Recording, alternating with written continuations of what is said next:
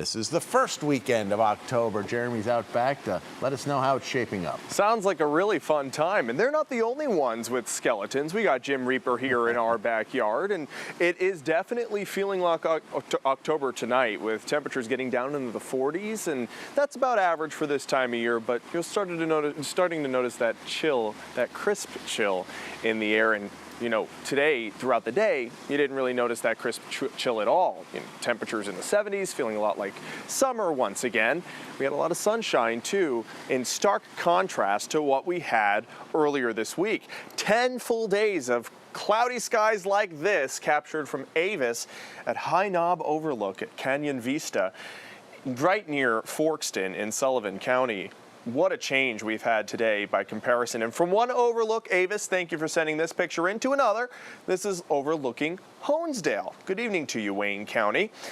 And some photos are coming in from Honesdale and others of the Halloween houses coming in from places like Danville, near Lewisburg. This is a photo of the Tucker house, and I just love how minimalist you've kept the decorations. Love the pumpkins, the stalks of corn, looking a lot like our backyard, just minus Jim Reaper.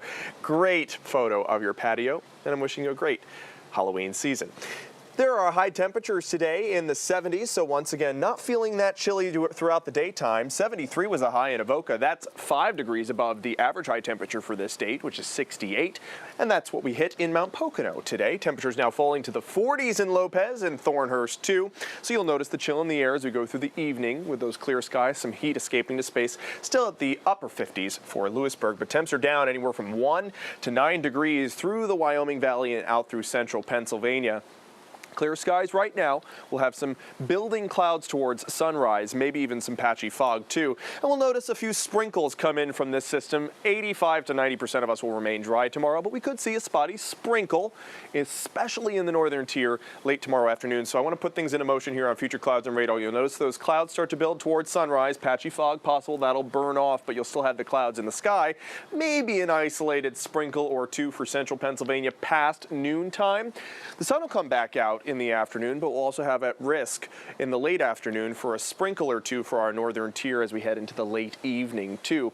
I really think many of us will remain dry. This model a little bullish on the rainfall possibilities. If anything, it'll be a light shower for the northern tier for about an hour, and then it'll be done with.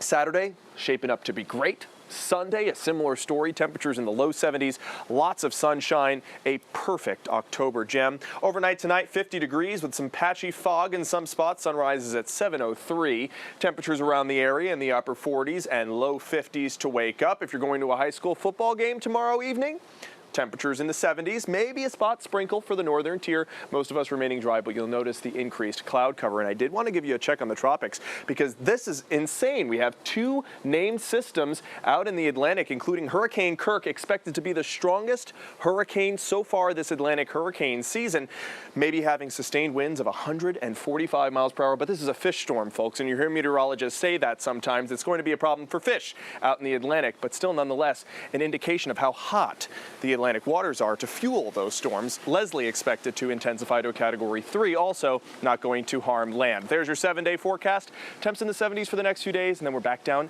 into the 60s for that second week of October.